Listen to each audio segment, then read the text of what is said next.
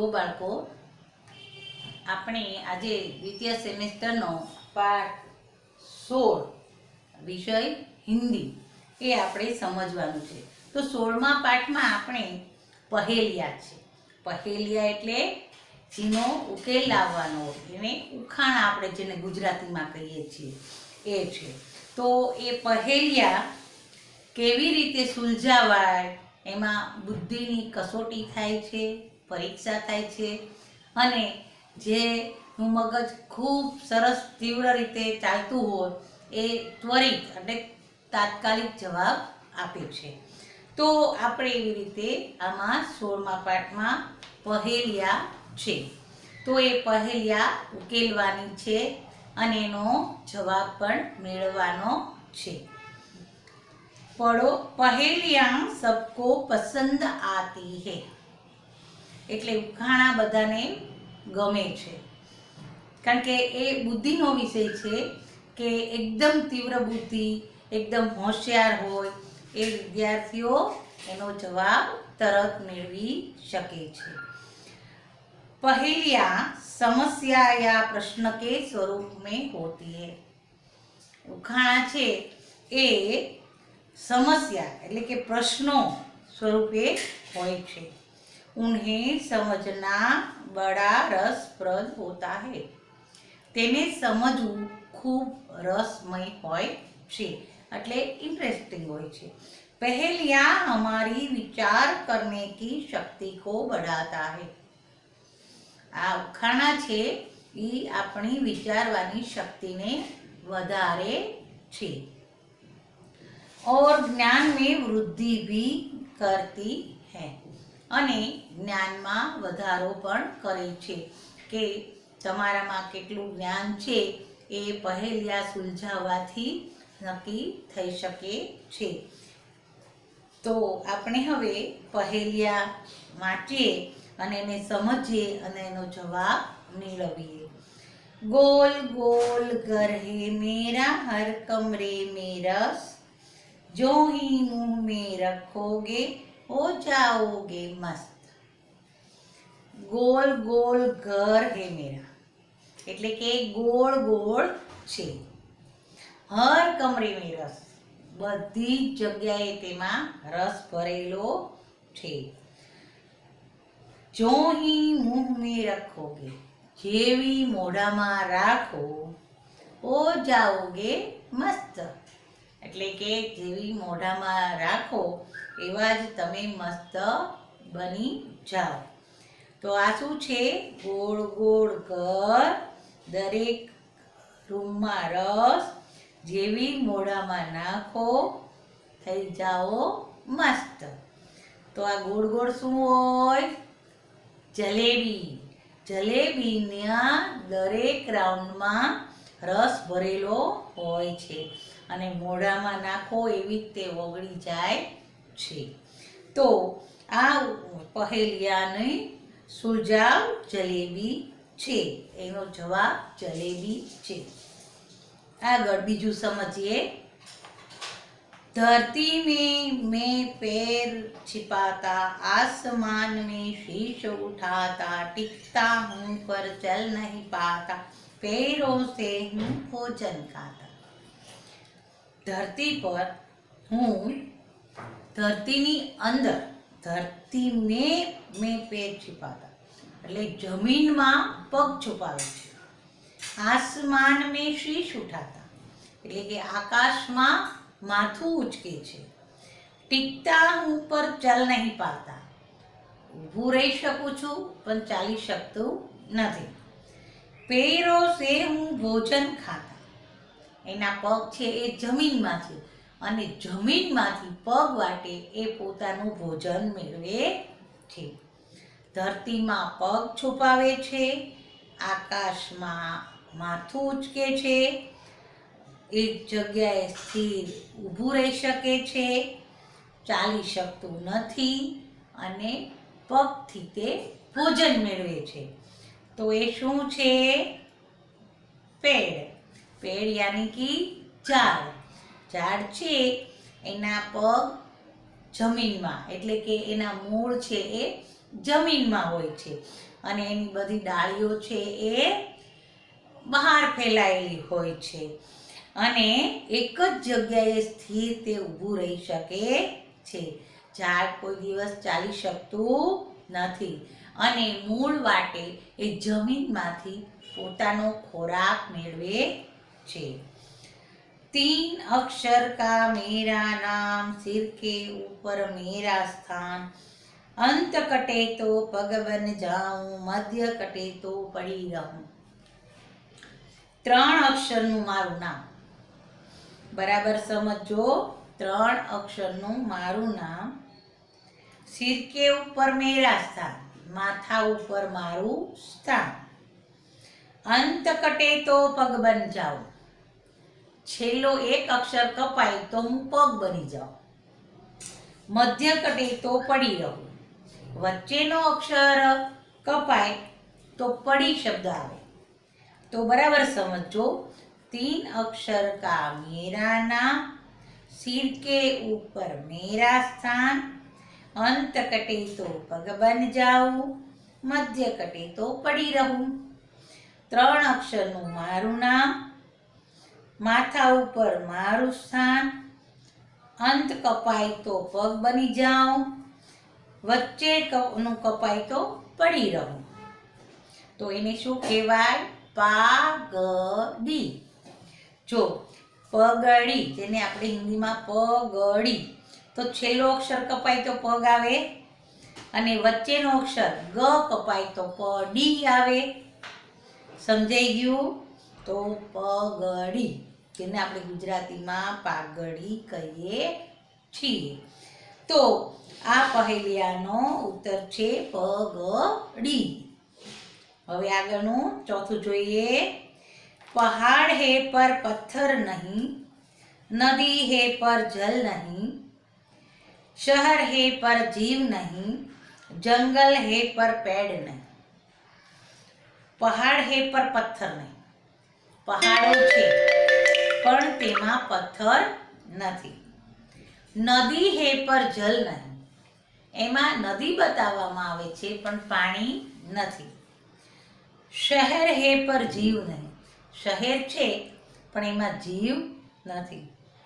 જંગલ હે પર પેડ નહીં, જંગલ છે બતાવવામાં આવે છે પણ એમાં ક્યાંય ઝાડ છે નહીં.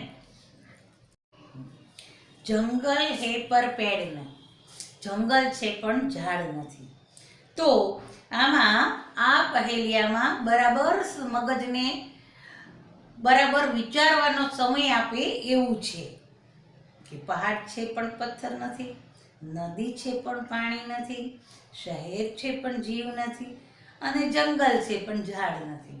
હવે આટલી બધી વસ્તુ એક જ જગ્યાએ જ્યારે આપવામાં આવે ત્યારે તમે વિચારો કે એ શું હશે, એમાં શું હશે એ વિચારવાનું છે. તો પહાડ હોય, નદી હોય, શહેર હોય, જંગલ હોય, આટલી બધી વસ્તુ જો એક જ જગ્યાએ જોવા મળે એ શેમાં જોવા મળે? માનચિત્ર. માનચિત્ર એટલે કે નકશો. આ બધી જ વસ્તુ નકશામાં જોવા મળે છે. તો આ પહેલિયાનો ઉત્તર છે માનચિત્ર. હવે આગળનું જોઈએ. कागज का घोड़ा धागे की लगाम छोड़ दे धागा तो करे सलाम. कागज का घोड़ा धागे की लगाम छोड़ दे धागा तो करे सलाम. કાગળનો ઘોડો અને દોરીની લગામ. કાગળનો ઘોડો, દોરીની લગામ, છોડ દે ધાગા તો કરે સલામ. છોડી દો દોરો તો એ તમને સલામ કરી દે, એટલે કે જતી રહે. ચલો, આ શું હોય છે કે કાગળનો ઘોડો એટલે કે કાગળની પતંગ. ધાગે કી લગામ એટલે કે એ પતંગ જોડે આપણે દોરી ખેંચેલી હોય છે, બાંધેલી હોય છે. તો એ દોરી, પતંગ અને દોરી. જો દોરી છોડી દો તો એ તમને સલામ કરી દે, એટલે કે પતંગ જતી રહે. તો આ પહેલિયાનો ઉત્તર છે પતંગ. શું છે? પતંગ. તો તમને આ પાઠમાં 5 પહેલી આપેલી છે. દરેકને વ્યવસ્થિત સમજી અને એનો ઉત્તર મેળવવાનો છે. હવે अभ्यास. नीचे दिए गए प्रश्नों के उत्तर लिखिए. पेड़ हमें किस तरह मददरूप होते हैं? तो पेड़ हमें छाया देता है, फल फूल देता है, लकड़ी देता है और जीने के लिए क्या देता है? प्राणवायु देता है. तो पेड़ हमें इस तरह मददरूप होते हैं. आपको खाने में कौन सी मीठी चीजें पसंद है? जलेबी, लड्डू, पेड़ा, बर्फी, गुलाब जामुन आदि मिठाइयाँ हमें पसंद है. पतंग के अलग अलग नाम होते हैं. उनकी सूची बनाइए. उदाहरण: ढाल, डुग्गा, चांदेदार, आंखेदार, चील, दुमदार, तुक्कल અને नवरंग. ऐसी ऐसी पतंगे होती है. स्वाध्याय. पढ़कर समझिए. धरती तो आसमान, उठाता गिराता, ऊपर नीचे, शुरुआत अंत, शहर गांव. તો આ બધા વિરોધી શબ્દ છે. કેવા શબ્દો છે? વિરોધી શબ્દો. તો આ વિરોધી શબ્દ એક શબ્દ હોય એનો બીજો શબ્દ આપેલો હોય. દાખલા તરીકે ધરતી છે તો એનો વિરોધી શબ્દ આસમાન છે. તો આગળના પ્રશ્નમાં જુઓ, ઉપરયુક્ત શબ્દો કા વાક્ય में प्रयोग कीजिए. તો આ આપેલા શબ્દો છે. દાખલા તરીકે ધરતી છે તો हम धरती पर रहते हैं. तो एनो विरोधी छे आसमान. हम आसमान में नहीं रहते. तो ए बन्ने शब्दोना वाक्य बन्या छे. तो छी उठाता और गिराता, ऊपर नीचे, शुरुआत अंत, शहर गांव. तो आ बधा शब्दोना तमारे वाक्य बनावी नोटमां लखवाना छे. हवे आगळ पढ़कर समझिए. हर रोज, हमेशा, पहाड़, पर्वत, पेड़, वृक्ष, धरती, पृथ्वी, शीश અને મસ્તક. તો આ બધા સમાનાર્થી શબ્દ છે કે એક બંને શબ્દનો અર્થ એક જ થતો હોય તેને આપણે સમાનાર્થી શબ્દ કહીએ છીએ. તો एनी नीचेना प्रश्नों जो उपयुक्त शब्दों का वाक्य में प्रयोग कीजिए. तो उदाहरण जो पेलू, मैं हर रोज दूध पीती हूँ. जेमा हर रोज शब्द आवेलो छे. मैं हमेशा दूध पीती हूँ.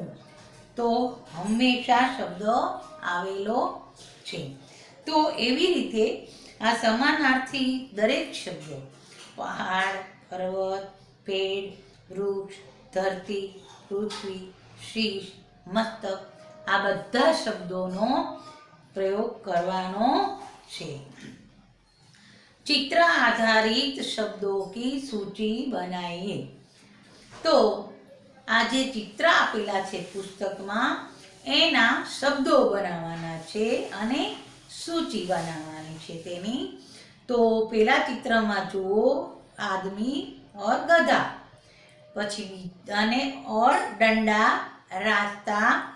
बीजा चित्र में जुओ शेर, पेड़, चायवाला. त्रीजा में जुओ आगळ तो सुअर और माला. आगळ जुओ पहाड़िया, विक्रम राजा और वेता और तलवार. पछी त्यां बंदर देखाय छे. बंदर, सितार, सांप, वज्जी और वजन. तो ये 10 किलो का वजन है वह दिखाता है. लिखो क्या बातें कर रहे होंगे ये आपस में. गधा और आदमी क्या बात कर रहे होंगे? चाय वाला शेर से क्या कह रहे होंगे? सुअर आपस में क्या बात कर रहे होंगे? विक्रम बेताल से क्या बात कर रहे होंगे, ये सब आपको वाक्य में बातें बतानी है।